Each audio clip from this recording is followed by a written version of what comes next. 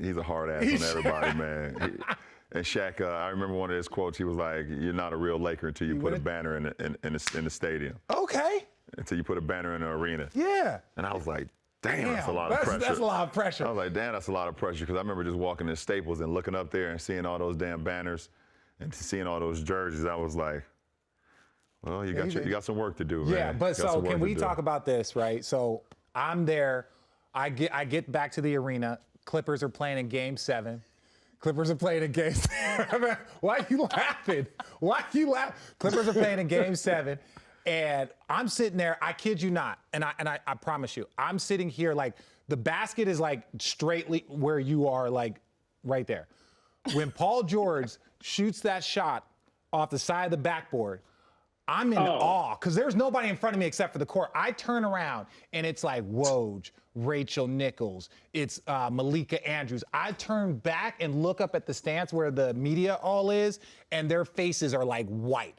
Eyes big, mouth drop, like they couldn't believe what they were seeing. And it was just like utter shock. You FaceTime me, and I was talking to Miles, so you FaceTime me, and you were like, you were not on the Paul George thing, but you were just shocked, like you couldn't believe. I couldn't. You were like, you couldn't believe that was what was going on, because you guys were already sealed, right? Yeah. So you thought you were going to be playing the Clippers, and all of a sudden it was like, was there a little joy, not in the fact that they lost or the way that they lost, but now being a part of that Clippers-Lakers rivalry? That's not a rivalry, but you know what I mean. Yeah, like that was supposed to be the battle that everybody was looking at. Listen, we're watching the game. First of all, we're watching every game. Yeah. I mean, when they went up 3-1, they're up 17 in the third. You know, we preparing. You know, to possibly, you know, we feel like it's a collision course. That's been a narrative all year long. Yeah. All year long. Even by the NBA, that's why they had y'all play against each other on opening night. Opening night, like opening night, Christmas Day. Yeah. And then gave us one more game. Like the first game inside the bubble, like Clippers. Oh, everybody's counting on that. So everyone was already counting the eggs and throwing them in the basket. So, you know, in Game 7, you know, even what happened in Game 5 and Game 6, like we were still preparing for the Clippers. Like, you know, no disrespect to Denver, which we found out was a damn good team when we played them in the Western Conference Finals. Yeah. We found that out. I picked them to win. I thought y'all were trash. We picked everybody except y'all the whole time. I kept doing it. I definitely saw it. He's like, oh, yeah, I picked Denver. You guys, prove me wrong. Hang on for a second, though. Prove me wrong. I see everything. I just don't say anything. Prove me wrong. Can we, for a second, weren't you the one that, like, said something out loud when Richard was on our air? Oh yeah, we got that he's too. Literally telling us Denver in 7? Yeah, I was telling him. I was like, Denver's going to win in 7.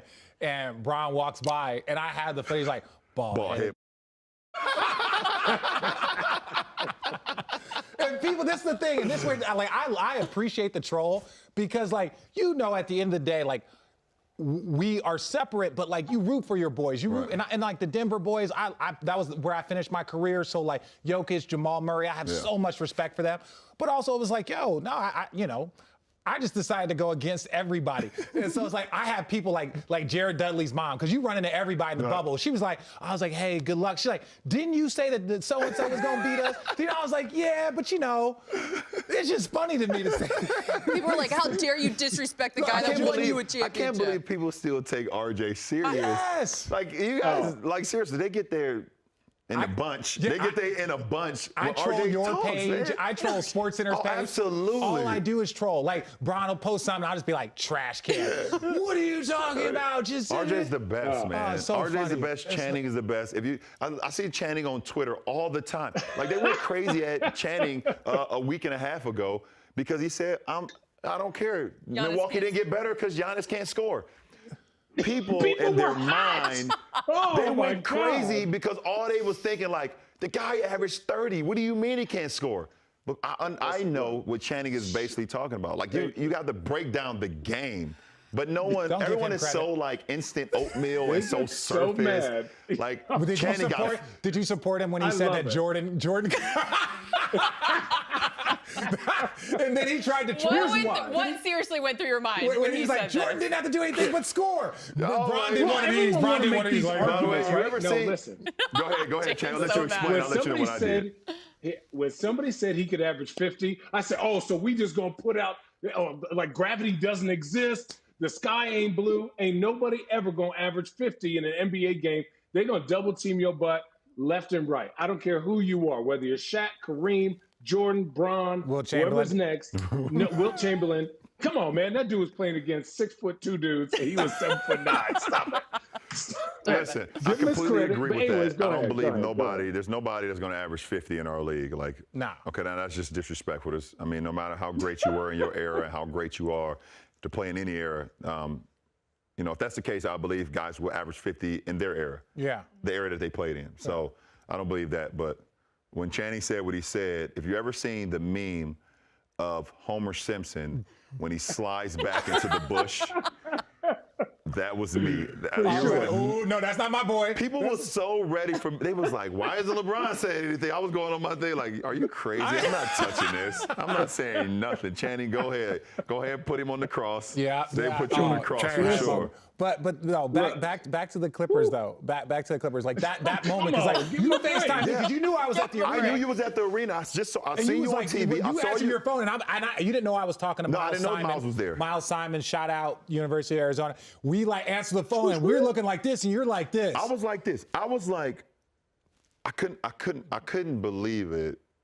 To this day, I still can't believe it. Yeah. Obviously, the better team won. Yeah. That's what happened. But still, like, because everything, all this talking that they were doing all year, and exclude Paul and exclude Kawhi. Yeah. Mm-hmm. Even exclude Trez and I mean obviously we know who. Now we know Trez. Now it's talking shit too. Trez might have said a little bit because he was a part of that crew. Yeah, he part of the energy. He like no disrespect to Trez, but he kind of like Tristan. He gonna follow. Yeah, he rolling. He gonna roll. Yeah, exactly. Talking and that's Trez, why he loyal. Tristan, he's a loyal guy. And Tristan's a loyal guy. Like if he believe in you, he gonna rock with you. So, and they put themselves in a position to get what they've been talking about all year. And I just couldn't fathom the part or come to realization that they did not seek that opportunity when it was right there. Yeah, up 3-1, up double digits every game. And just seeing the team that they had, they was built for that. I believe they was coached for that. I believe. Obviously, they got our championship head coach on their bench and T. Lue. I just did not see them losing, just like everybody else in the basketball sports world. Did not see them losing that series. Besides one of my favorite coaches, Mike Malone, and his group. Yeah, Mike Malone is my guy. I mean, I spent I believe 5 years with him in Cleveland. It's one of the guys I love the most. And you ever and they took Kroenke? Josh Kroenke? Yeah, Josh Kroenke is my guy. Shout out Josh Kroenke. Shout out Josh. Shout out your Rams. Love you guys. Love you, man. I can't wait to get to that new stadium. Right. Up next on Road Trippin'. The one thing that I know for sure, that I've been a part of 2 teams that's won the 2 hardest championships in NBA league history. Chosen Family Wines. We got labels, we got juice, we got vineyards, we got winemakers, we got legends. Why Chosen Family? What we put in our bottle and what we're about, we want to be a megaphone for vineyards and winemakers. In their versatility, they're great. Trust us. Give us a chance. You're going to like it. You're excited for people to drink this wine. I think we have a great product. I know we have a great product. I basically put my name on it, so obviously it must be good.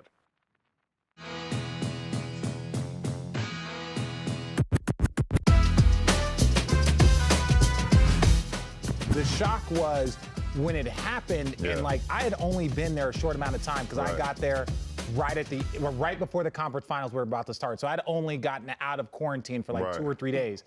And to see all Marcus Spears, to see all of the media people, because I was just watching the game and I saw it and I was like, what the hell?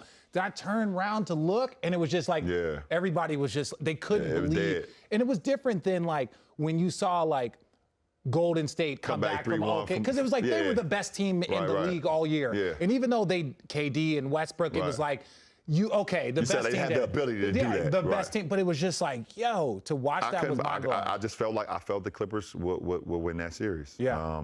I feel like they had some championship DNA. Obviously Kawhi, champion, T. Lue champion, Doc champion, and I just felt like they had built up enough mantra over that year to win it. Okay, let me ask you this, because, and I'm sure you'll take this somewhere else too. Once it was all said and done, you had your moment on the mic. Yeah. And you said Yeah. the whole organization, Yeah. Rob Pelinka, Yeah. Jeannie Buss. As much as she's Jeannie setting you up, she's setting me up. Everyone Yeah. needed respect. What's that one baseball game when you're a kid? What they T-ball? call it? T-ball? Yeah. That's basically what she did. Yeah, she just put it right on there. Yeah. Look, I'm a team player. Yeah, you're great at what you do. Yeah, I'm going to give you the lob. With that said, you said that you wanted respect on your name. Put that respect on my name. I want to know why. I love having I wanna Shannon's know voice why. exploding. Because I really do. I have literally not talked to you about it. I want to know why in that moment. And I want to know if the 4th championship has changed you. Why did I say that just at the end about me or about everybody? Well, I think Well, about okay, everyone. so- so about About the- everyone because one let you me know. break it down. Let me break it down for everybody. So first of all, the organization. Obviously, the Lakers have been on Yes. for the last 5 to 7 years, and rightfully so. Maybe Yeah. longer. Maybe longer. Because they Maybe want you to longer. win. They want you to win. But it was you know, and from the outside looking in, and then when I actually got in it, you know, it was, and I want to be a part of the change. So, okay, now change. we this is a change. The Lakers want their respect. Yep. Jeannie Buss being the only female owner, well, along with Portland because, you know, the late great, and also in New Orleans as New well. Orleans. Yeah. But she's the first female champion To to win a championship. Yeah. I And there was a wanted- lot of beef. There was a Yeah, lot of and beef. it's Like so- other things happened, but she took Right. over because she took over, and obviously people know the story with her brothers and all Yeah. that stuff. And she, you know, but more importantly, she wanted to just grab the Laker franchise. She had grown up underneath her father, the late great Dr. Buss, and knew what it took to win, and got it to that point. Love her to hate it, give her her respect. Rob Pelinka, obviously, Rob Pelinka was been on for the last few years, either, you know, with his relationship with Magic or whatever the case may be. He's only the GM because of Kobe and his relationship with Kobe. Whatever you say. He built a championship team. We won a championship. Yep. Coach Vogel as well. You know, they didn't believe that they believe he was a second fiddle, you know, for the Lakers job. You know, it should have been T. Lue. Obviously, we know what happened with that. You know, he put us in position. He made the right play calls. He made the right adjustments. When we played, okay, JaVale was starting. Okay, we play this team. Okay, well, I need Dwight in here. Okay, even Keith. you're starting. I need Keith in this series. AD, in the you're Houston playing series. five. AD, you're playing in the five. Houston Suck it series. up. JaVale, Dwight, this is not the series for you. Keith, AD, you guys got to dominate the interior. Yeah. You know, AC, now you're going to have to start. You know, in the finals, AC, I need you to start at one of the guards. He made those adjustments. He won a championship. And for me personally,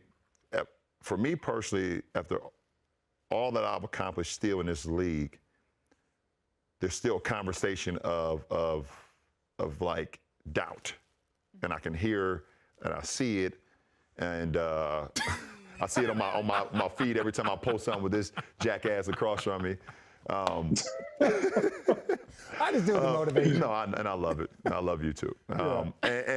Just from people that really, that the basketball world, because it's the people on TV and there's writers that write, that people in the basketball world really listen to. And they really believe. And I'm not going to give any of those names on this show because they don't deserve it. You want me to? No, I'm joking.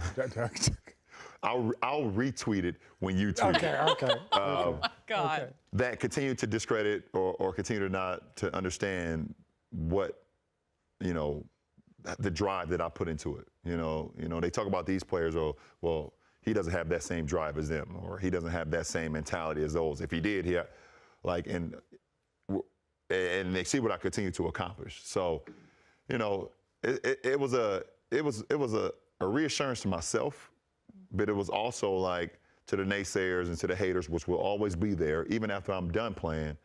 I'm But it's just always letting them going to know be that I right hear it. here. And to Channing. You right here. Yeah, you know, I hear it, I see it, and just like one of the words I've been using today, holding them accountable. Yeah. And I'm holding them accountable. Well, this is the part that, like, I always consider you like big little brother.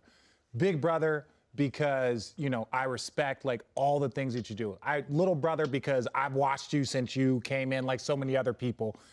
But there was one part that caught me in your like speech at the end when Rachel tried to tee you up. A couple years ago, after we won the championship, you said, look at his face. You said, you know what? And I understood because I was a witness. No pun intended.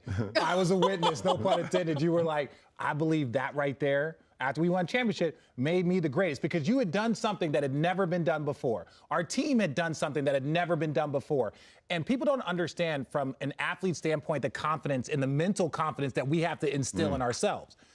And so I watched it and I was like, kind of like, not the Channing Jordan, it wasn't that, but I was like, ooh, our guys got a lot of haters that are gonna use this against them. And so the same moment, now your 4th championship, and that same opportunity was given to you by Rachel Nichols and said like, hey, where do you think is this do it? And where I think even as a 35-year-old and you've accomplished what you've accomplished, you took a step back and you were like, you know what? I'm smarter, I'm wiser, even than I was 4 years ago. You know what? That's not for me to decide. That's for everybody else. People are always gonna argue that. So like, I viewed it as a moment of maturity, right? Like, why is it that you took a step back in that moment? Not saying that you changed your mind or any of that. Because I realized that the conversation is going to continue to happen no matter what, and it's great for the game. Yeah, it's great for the barbershops. It's great for the game. It's going to continue to happen. I don't know why. The one thing I don't understand is like, you never hear, the greatest quarterbacks. Yeah. Always talked about. You never hear like, who's the greatest quarterback? Brady or Montana. Yeah. You got Montana with 5, you got Brady with 6. Yeah. Or you used to hear the Peyton and Brady thing when they played, but Brady started to win a lot more and things of that nature. But you never hear like every single conversation. Even baseball. Single day. It's like Babe Ruth, and then people just move on. Right. They just move like, on. No more arguments. Right. Babe No Ruth more is the greatest arguments. baseball player. Right. Exactly. So well, other sports, hockey, you hear Wayne Gretzky. People move on. You haven't heard anything since. No, you move on. Wayne Gretzky is the greatest. You move on. There's, things of that nature. But, the conversation is going to always be had, and it's great for debates because they want to compare errors. They want to compare players and who they've seen. The one thing that I know for sure, that I've been a part of 2 teams that's won the 2 hardest championships in NBA league history. The 2016 Cavs coming back from 3-1 versus 73-9 team, being down 3-1 versus one of the best teams that ever been assembled. 2-time MVP. 2-time MVP. And then what we went through in the bubble. And if you were not in a bubble, you don't quite understand it. You will never, ever understand how hard it was to win that championship, to be able to motivate yourself, to be this is literally out of your whole comfort zone. No family, no friends. Family. I didn't see my family for 8.5 weeks. And then it was just my wife. I didn't see my kids until I got out of the bubble, 96 days. Everything you're accustomed to, your own bed or your chef, your sleeping pattern, you're so accustomed to, for me, I'm a routine guy. And when my routine is like knocked off, it's like, I don't know, it's hard for me to center myself. So I'm with you. I'm literally in the bubble at times, like in my room, literally seeing the walls like this, like The Shining. Just blood. Just like blood coming down my walls. I go in the hallway, it's like 2 kids on a tricycle. I'm like, oh, holy what is going on? I got to go home. I'm ready to leave. You haven't seen The Shining. We want you to play with us. Yes. You got to see The Shining. It's one of the greatest ever horror. I'm a horror movie connoisseur, guys. I'm sorry for the people that don't watch horror movies, but it felt like a horror movie. Yeah. In the bubble. And I just believe that I've been a part of 2 of the hardest championships in league history. Mm-hmm. And I don't care what anyone says about that. You can debate who's the greatest of all time individually, things of that nature and what they've done. But as far as the teams, that's one of the 2 hardest championships in league history. I've been a part of that. Yeah. Did this one change you? Respect to answering that question, by the way. Yeah. Has it changed me as far as what, me individually or? I think individually most, because I know that's what makes up who you are. And yeah, I mean, it just it centered me once again, which I love to be centered and also love to be re-humbled. Not saying that I'm not, right. But it gave me an opportunity to just be like, this was an unbelievable achievement for our franchise, an unbelievable achievement for myself, what I was able to do for this team, what this team was able to do for me, and to be able to like. I want more. Like, I want more. Like, I'm not settled and I'm not satisfied. Up next on Road Trippin', It would be remarkable if movie theaters open up the same weekend as Space Jam releases. I'll crack this open. Ooh, we got the 2020, John? That works too. Yeah, 2020 championship, Thank you. 2020 championship, Lakers there's some edition. water. Yeah. All for the Did pack. I get my You wanna shipment yet? I'm just gonna Hashtag put tequila Global in it. I'm gonna put some 1707 water in partner. it, drink it, Yeah. and then put tequila in it. Okay. Thank you. But I'm gonna need ice because this is about to get sideways. Yeah, but you're gonna sip it. Oh yeah, we're gonna just sip But it. you know, that's not my strong point. No, it's not. I don't That's not my strong point. Once RJ get crazy, Yeah, it's yeah, time it's for me like- to it's wrap time. up. Yeah. Then the Irish exit is coming. I love the pickup truck too, by the way. No, Can yeah, we- it's still been grinded. Can we dive into Space Jam? Oh yes. Yeah, absolutely. Yeah, let's get into that. So, do you guys want Take a glasses? sip and Or, then I got a dip. I'll or do did that. you- What'd you do say, that. Channing? I said, take these sips so I could be here with y'all, and then I got a dip. I got dry. You can dip now, actually. I mean, we we really don't. Can you hand this? Damn! Is that a hoodie Oh, or is that look like at a sweater with a hood? It's a- like, it's what a is hoodie. it? It's a hoodie. It's a baseball hoodie for Portland baseball. Like, dog, like you make it seem like you are like born and raised wanna in say? Portland. Listen, look. Channing, before you Sometimes- leave, we're gonna toast. Do you Yeah, have a road Richard. tripping glass in your hand? Yes. Check out that road Thank you, tripping glass. Allie, for sending that to me. We got wine glasses. We are official. Show. I'll have a little coffee in this mug in a Don't be second. stingy now. Listen, I got to make sure I Oh, protect God. y'all. You know, I don't want to. You're fine. You know. I won't tell anybody. And if you want more, you know, we got more. Channing has a coffee mug. He's on a toast with a coffee It's a mug. road tripping No, coffee it's a mug. wine mug. Oh, we got. Oh, This is a wine mug? You thought it was coffee? You think I'm gonna give you remind something me of for coffee? Mexico. It's a beautiful. Tomato, tomato. It works for both. Tomato, potato. Potato, potato. What did you say first? Tomato, tomato. Tomato, tomato. I'm gonna go with the glass. It's just, Yeah, it's you just can part of do the. it. It's part of the. That king. Yeah. I mean, it's part of the. It's Just part make of, sure if you're saying something, that you want to be heard nationally, you're not sipping. You can hold it, you just can't be sipping it. I'm a drink. Cheers. Cheers, guys. Cheers. Cheers. Cheers. Cheers. Cheers. We cheers. appreciate Miss you. you guys. Channing, when you get back and you're ready to get on What that up, Sonia? airplane, we'll do this all again. Absolutely. Oh, Love yeah, you, it's Safe gonna Channing. be a travels. 3 hour. Tell Love Lauren. you too, guys. Tell Lauren we appreciate her. Yep. I will tell Taking the family I time. said what's Tell the up. kids I said what's up. Yeah, put them long fingers Anytime you down. want to come out to Portland, get some I of this mean, fresh listen, air. I'll be Look there at because there's no that. bubble, so I'll be there. I'll see you soon. All right, Space Jam. Let's go. Yes. Still on time. Still on time. When is it coming out? July 16th, 2021. Oh, we're good. So we'll be back in. My hope. This is my hope. Yeah.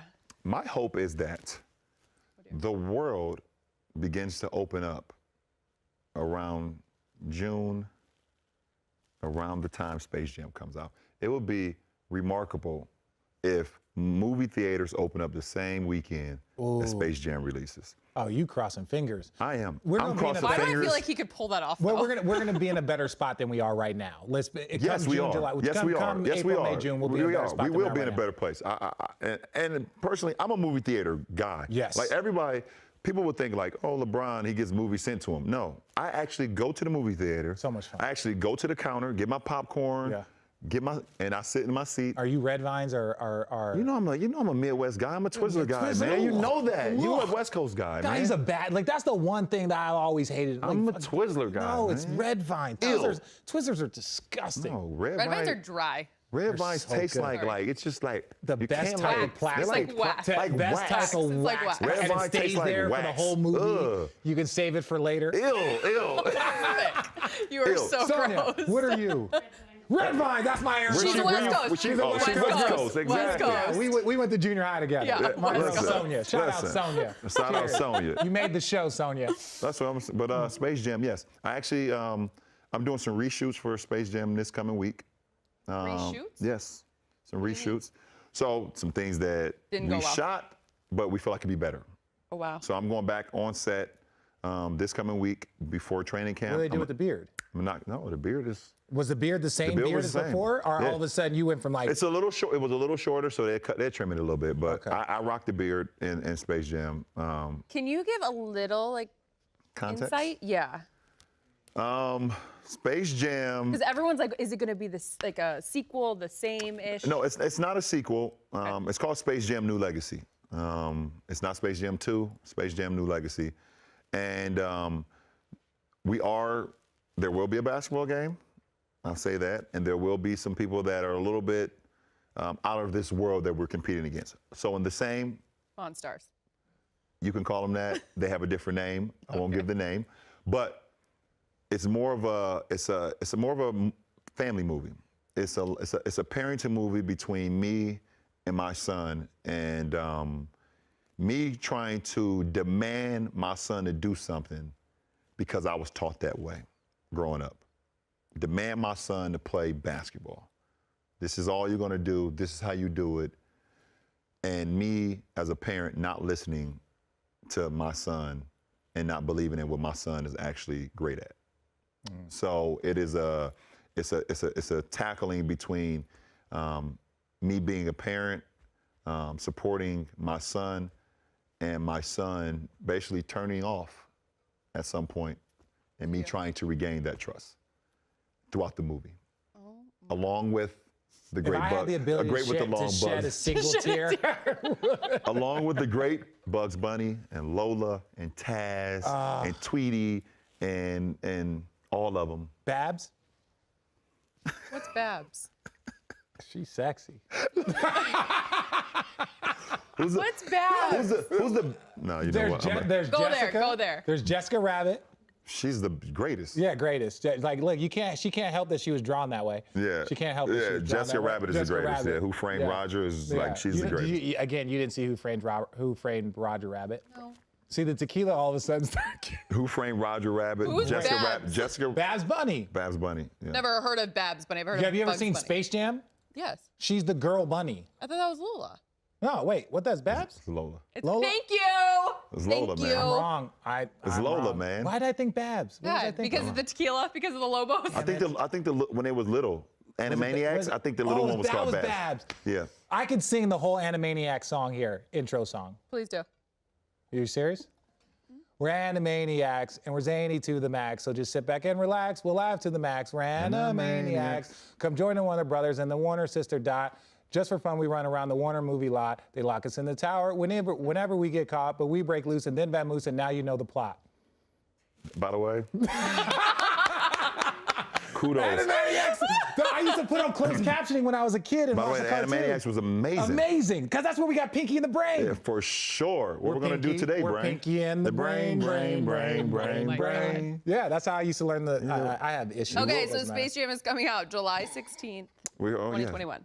July 16th, 2021. The world will be in a better place and coming to a theater near you. Space Jam New Legacy. Up next on Road Trippin'. When I heard the comment that Kyrie made, I wanted to, not only find the whole transcript, but also call my people. Once I got the whole transcript, I was like, damn. Here on the Sports Gap, we love to report on the people that are reporting on sports. Jimmy Butler is clubhouse cancer. If that's what y'all worried about, good luck to y'all. Edutainment. This is the world's finest sports and entertainment. I want to talk about athlete voices. Spineless cowards like LeBron James. Nonviolence is what it's all about. This is known as the jock tax. You too can have a successful career in the NBA. Man, I'm in the NFL. It's all good, man. I'm your host, Richard Jefferson, and this is the Sports Gap.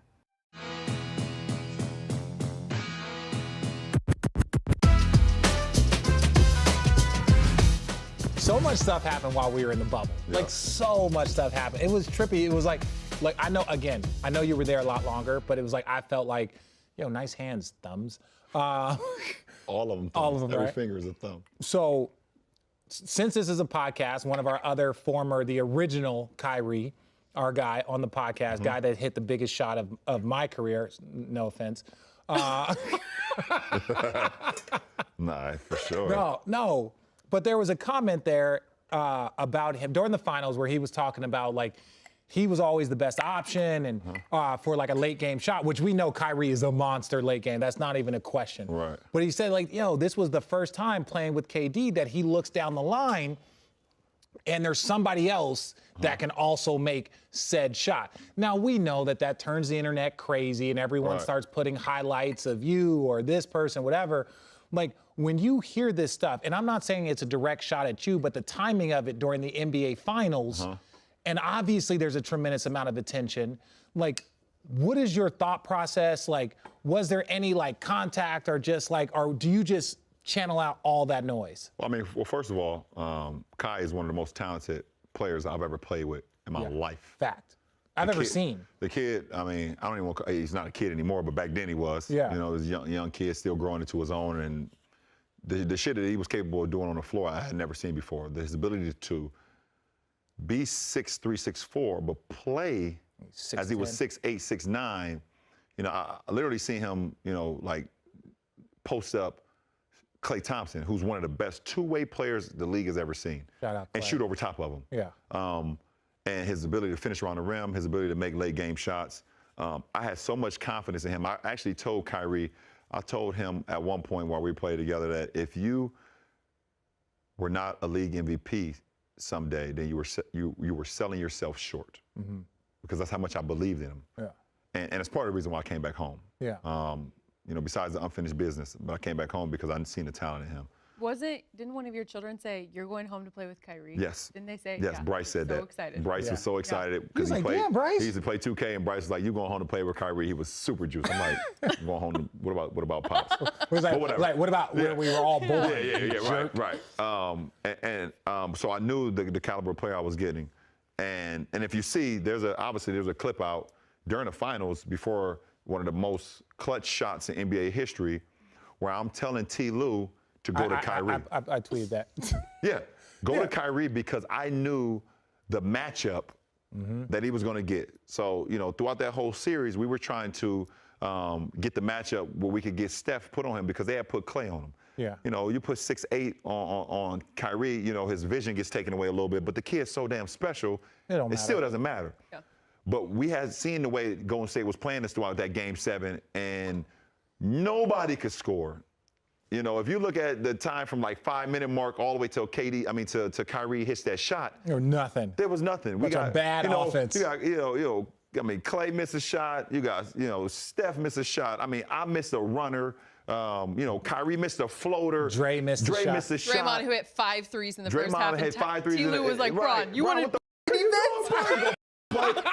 Me and T. Lue get into it at halftime. The halftime was the best. Yeah, me and T. Lue get into it at halftime, almost come to blows. Kyrie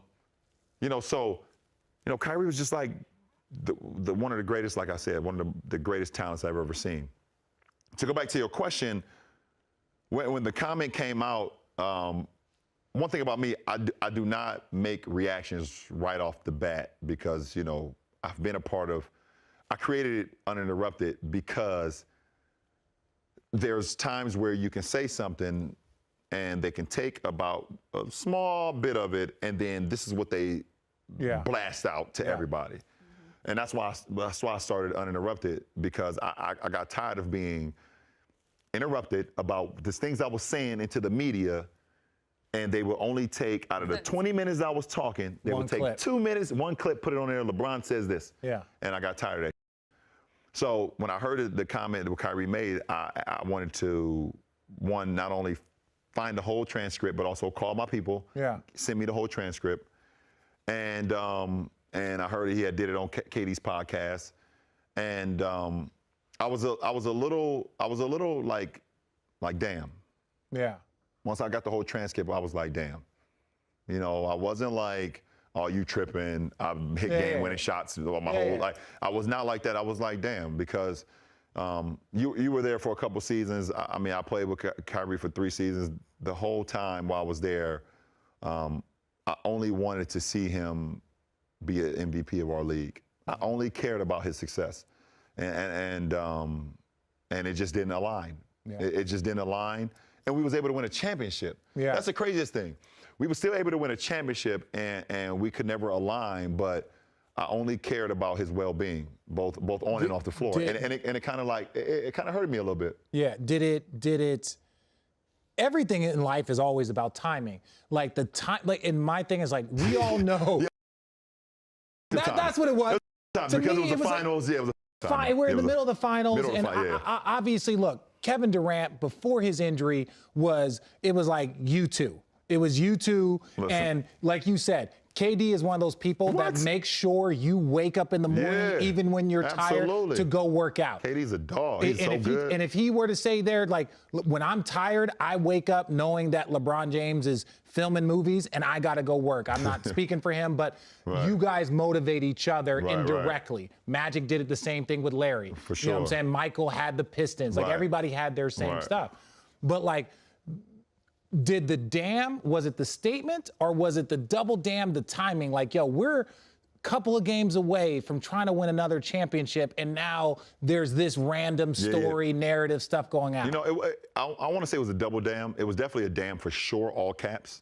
But it's always been something that when I've been in the finals that comes out to try to distract me from my mission. So I was already ready for it, and it goes back to what I did with my kids. Being prepared. Yeah. I've always been prepared to know that there's going to be something said or done to try to knock me off of my mission. So that's why the double damn didn't happen. But it was when I was seeing that and I read it and then I got the full transcript and I heard it, I was like, I was like, it's like, man, what? We couldn't say this shit in 2 weeks? We could have said it 3 weeks ago? Like, goddamn. Like, I was like, you know, I came back, you know, I never, anytime the media asks questions about, you know, Kyrie, you know, and we had multiple times where the media wanted Kyrie, I was the buffer. I was like, no, listen, you guys are tripping. Like, this kid is young. Amazing. He's great. He's gonna learn. I'm here to help him learn, and I know what he's gonna become. And you sometimes, you know, you put yourself out there and then you get hit in the mouth when you're not ready for it.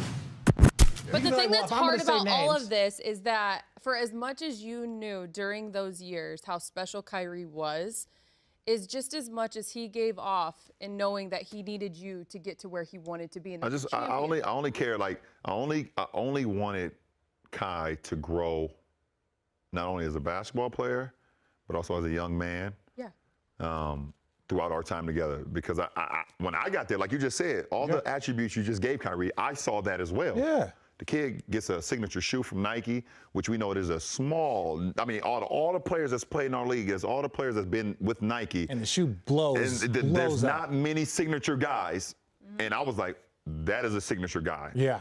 Because not only is his ability, what he does on the floor, but not only with his size and his handle, kids love that. Yeah. He's gonna have a following. That is a signature guy. So I was like, I told my guys at Nike, yes, if this is what you guys are thinking, stop thinking. He's a signature guy. There's nothing to talk about.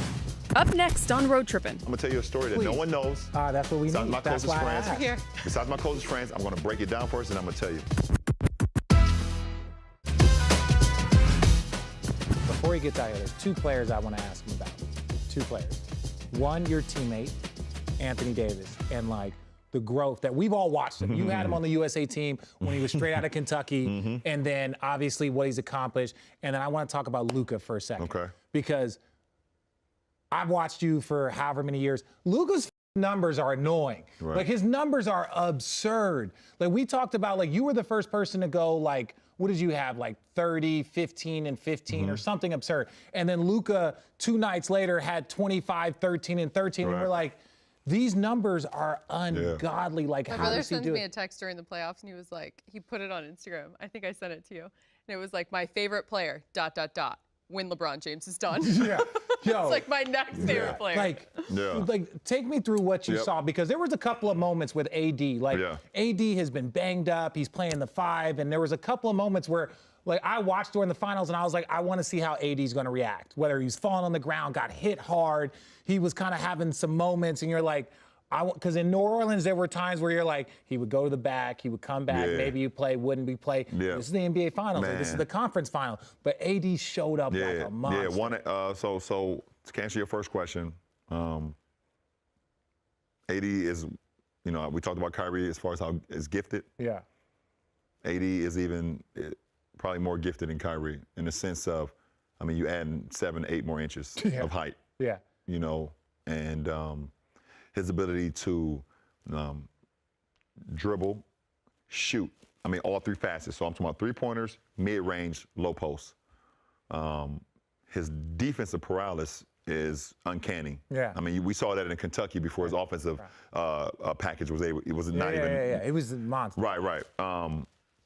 And then what I learned this year, like you just said, I watched him a lot in New Orleans where he would get these little nagging injuries and he would be out games. Well, mind you, because New Orleans wasn't fighting for anything, so he was like, right. whatever. So it makes sense. It makes sense, you know. And I don't know if that was, you know, from the outside looking in or whatever. And you saw, like, you know, he would get the shoulder, or he would get the ankle, or he would get the bump, you know, whatever, and he would sit out.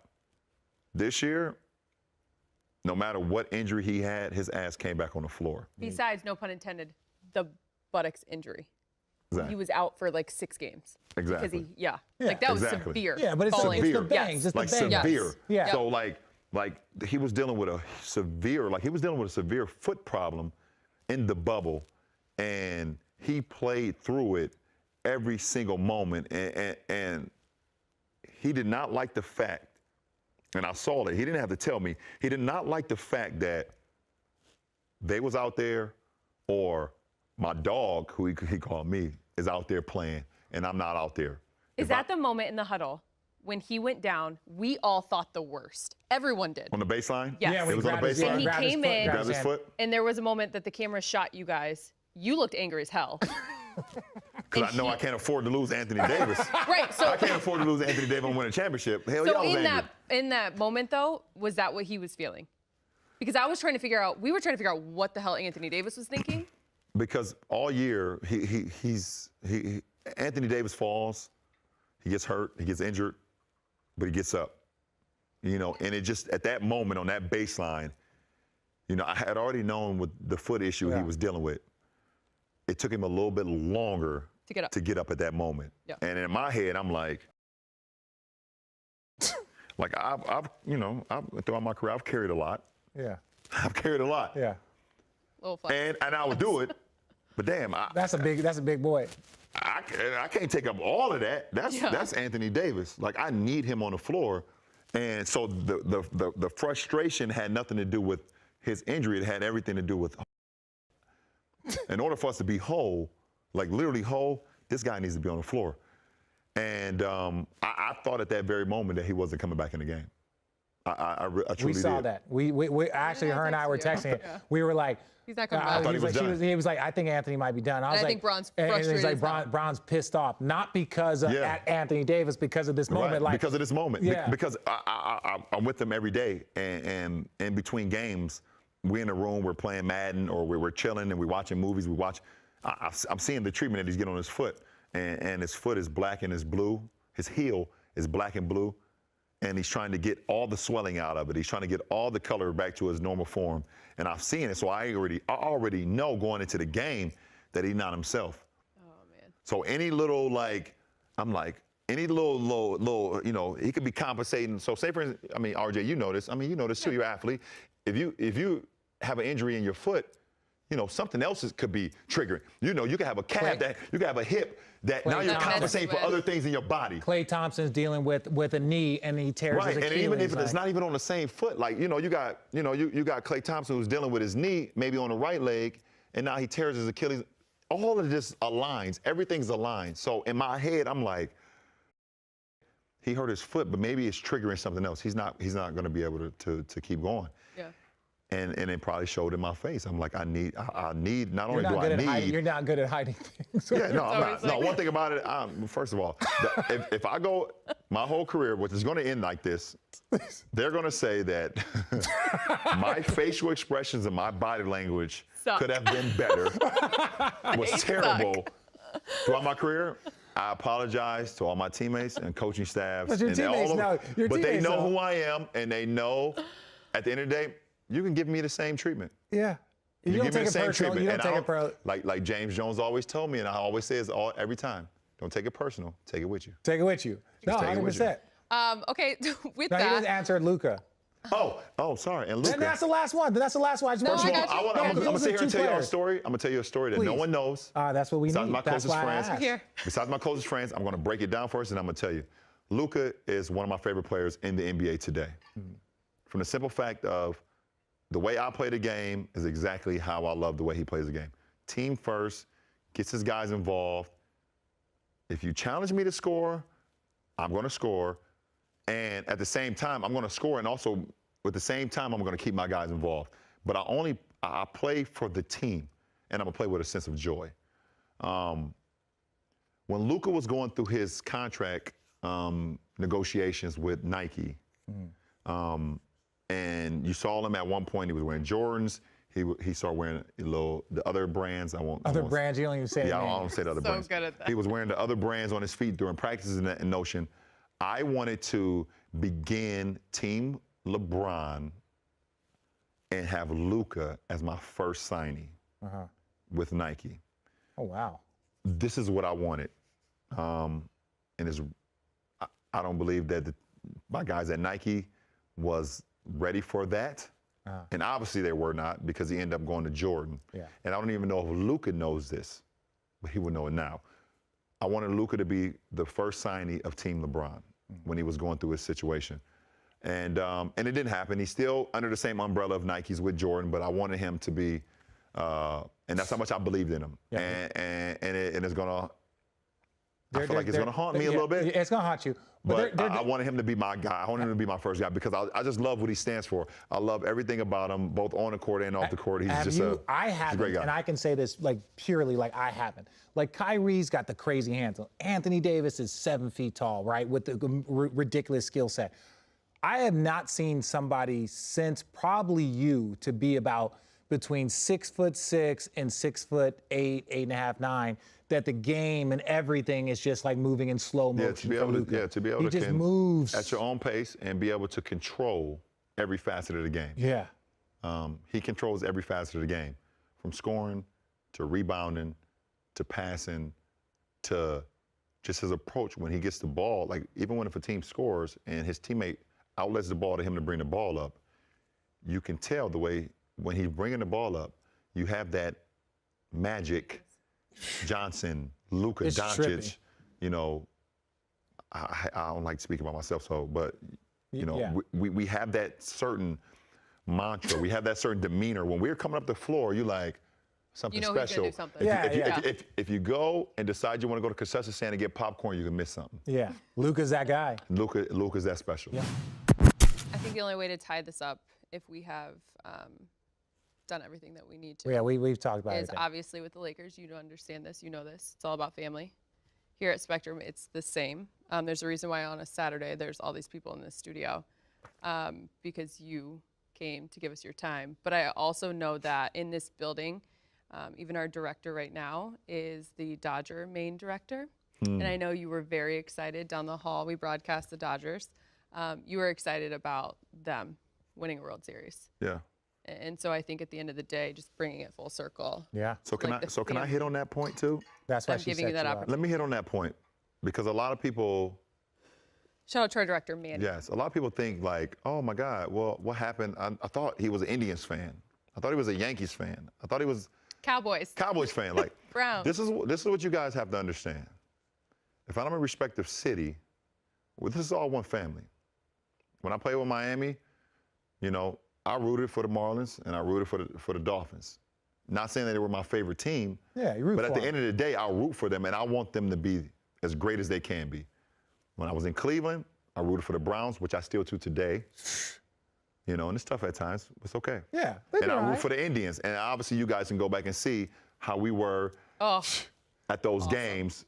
Show me a team having more fun than a baseball game. You know, we root for our respective clubs, because when we win and we all win.